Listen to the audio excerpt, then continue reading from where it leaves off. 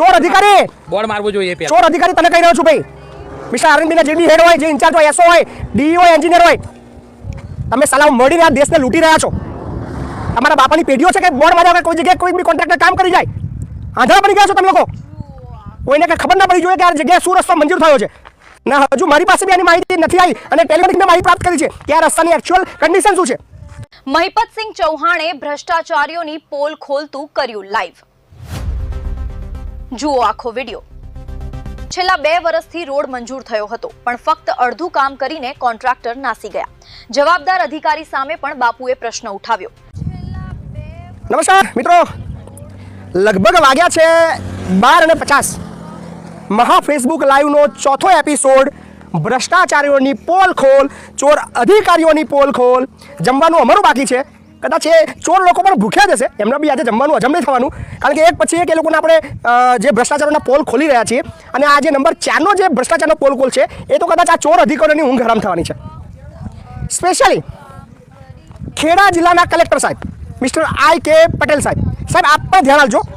મને બહુ તમારા પ્રત્યે માન આવ્યું છે હવેથી, કારણ કે તમે ખૂબ જ સુંદર કામગીરી કરી રહ્યા છો અને મારી દરેક વાતોને આપ ધ્યાનથી જોઈ રહ્યા છો.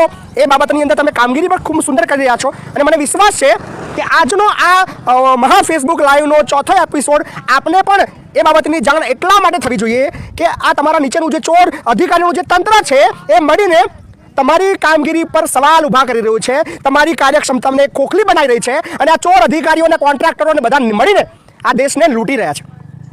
પણ હું મિસ્ટર I.K. પટેલ સાહેબ, આપણા કલેક્ટર સાહેબને ખૂબ જ રિસ્પેક્ટ આપું છું અને એમની ઇજ્જતને દાગ નહીં લાગવા દો.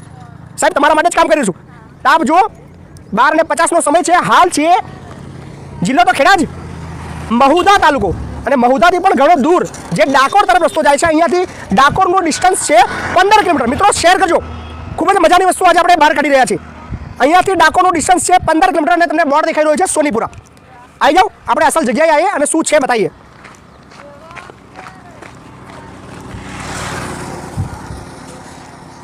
આજે ભલે અમે જમવાનું મોડું જમીએ, જમવાનું ના જમીએ, પણ તમારા આ ચોર અધિકારીઓ તમારી તો છે ને હવા કરી નાખીશ. અને એટલું યાદ રાખજો કે જેટલો હેરાન થઈ રહ્યો છું હું આજે, એ હેરાનનો બદલો તમારી સામે આવીને, મતલબ તમારી જે ઊંઘ અને તમારી જે ચાપલુસીગીરી, તમારા ભ્રષ્ટાચારના કૌભાંડો એવા ખોલીને તમારી ઊંઘ જો હરામ ના કરું ને, આ એક તાપનો બદલો તમારી જોડે લઈશ, છોડીશ નહીં.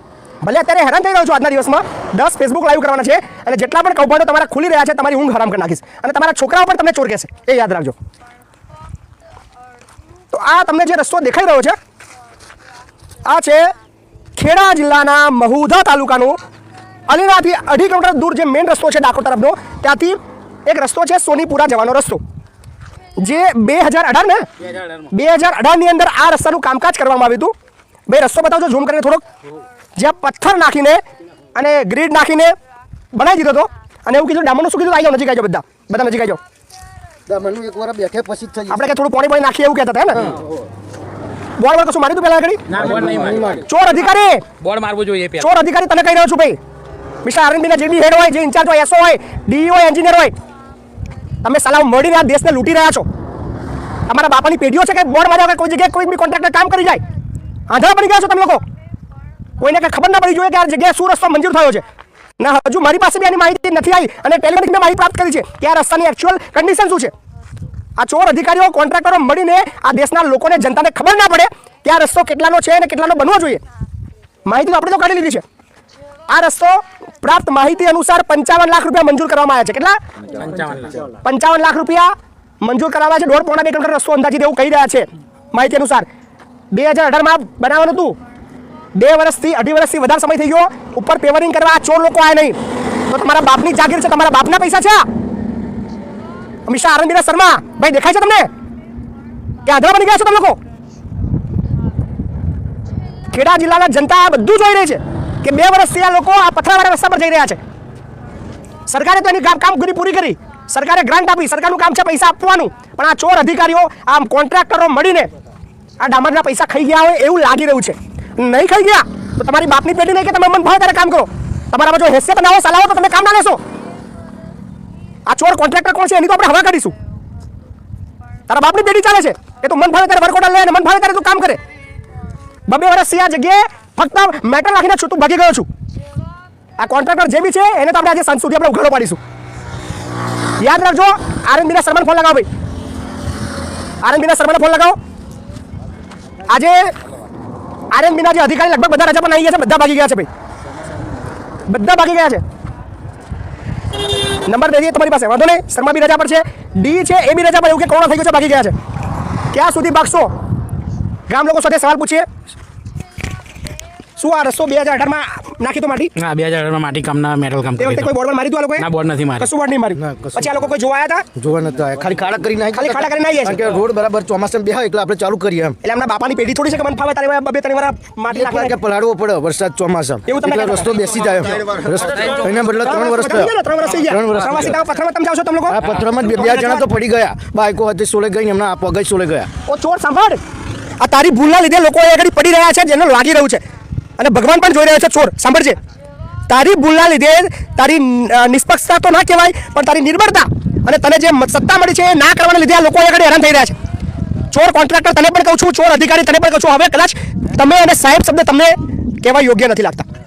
તમે ભૂલી ગયા છો કે તમે નોકર છો. સાહેબ શબ્દ હવે તમને ઉદ્દેશને લખવામાં નહીં આવે, બોલવામાં પણ નહીં આવે.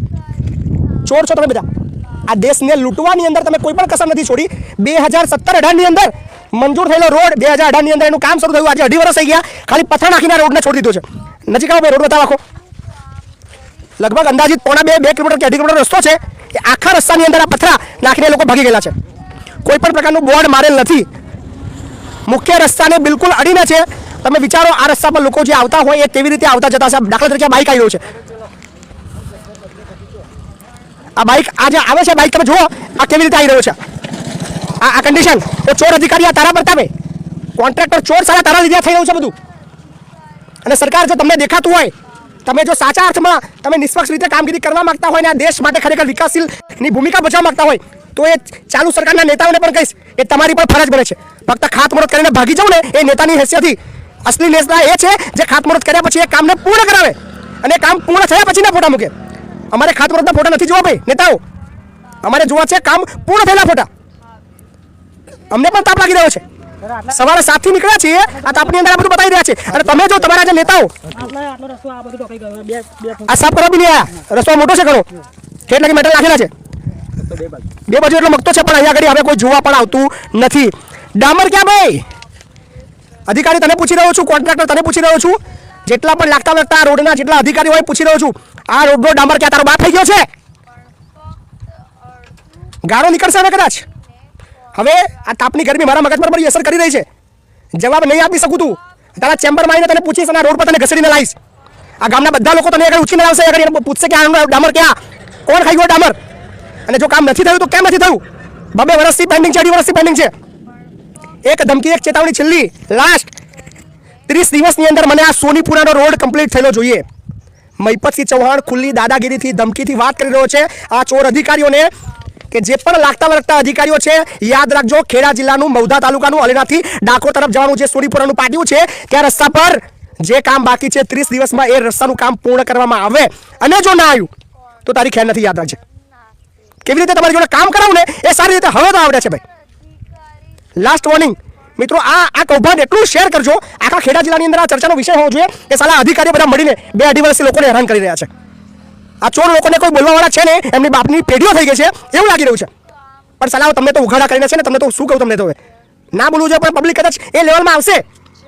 તમે જે રીતે કામગીરી કરી રહ્યા છો, પબ્લિક કદાચ જે એની સહન શક્તિ પૂરી થશે પછી કદાચ તમે છે ને તમે મોઢું નહીં બતાવી શકો. કિસ્સાઓ બહાર આવશે એવા.